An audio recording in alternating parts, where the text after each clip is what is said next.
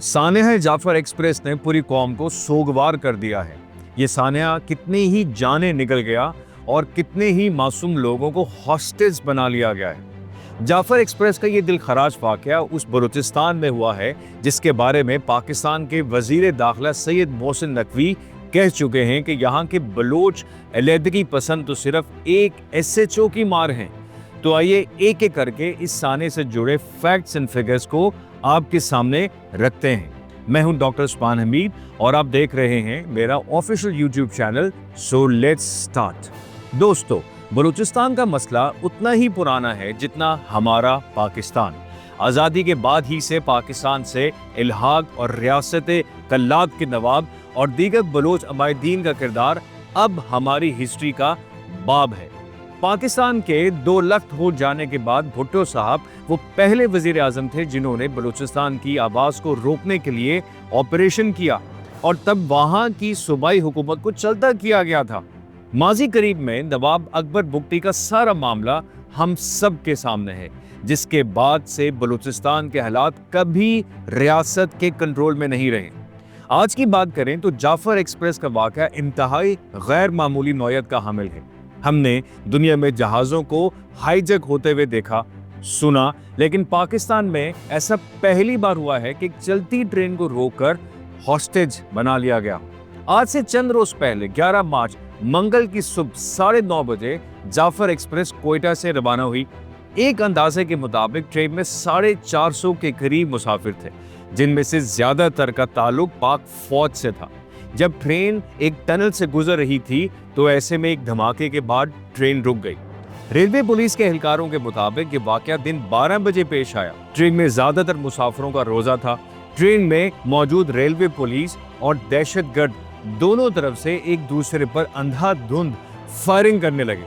जब उनकी गोलियां खत्म हो गईं तो फिर BLA की दहशतगर्द पहाड़ों से उतर के ट्रेन के पास आए और एक एक करके मुसाफिरों को नीचे उतारने लगे। फिर उन्होंने कार्ड चेक करना शुरू कर दिए और मुसाफिरों से पूछने लगे, तुम्हारी जात क्या है, तुम कौन सी जुबान बोलते हो। फिर उन दहशतगर्दों ने पंजाबी, सराइकी, पश्तो और बलूची बोलने वालों को अलग अलग बिठा दिया। बाजियाब होने वाले एक मुसाफिर के मुताबिक एक दहशतगर्द ने मुझसे पूछा, तुम फौजी अफसर तो नहीं? तो मैंने कहा कि हम मजदूर हैं। तो वो बोला कि हमें पता है कि तुम इधर क्या मजदूरी करते हो।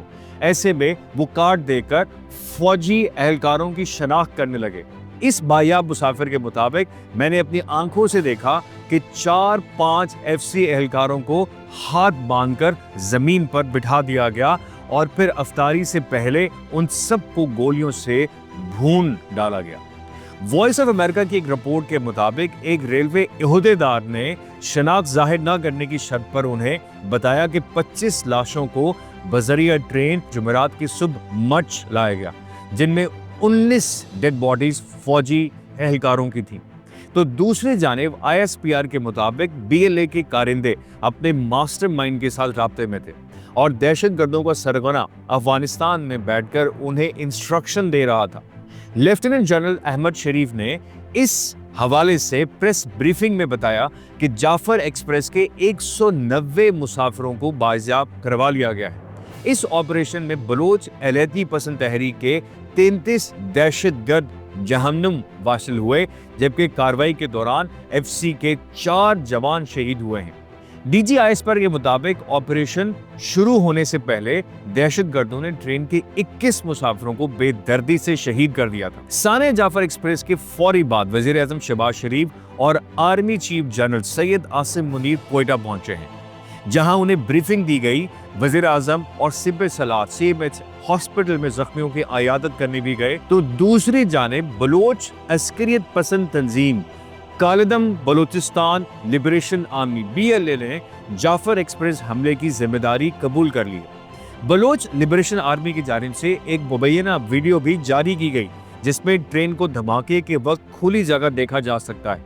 दोस्तों, अब इसमें कुछ शक नहीं रहा कि हमला सिर्फ एक दहशतगर्दी की कोशिश नहीं बल्कि एक कैलकुलेटेड मंसूबाबंदी थी।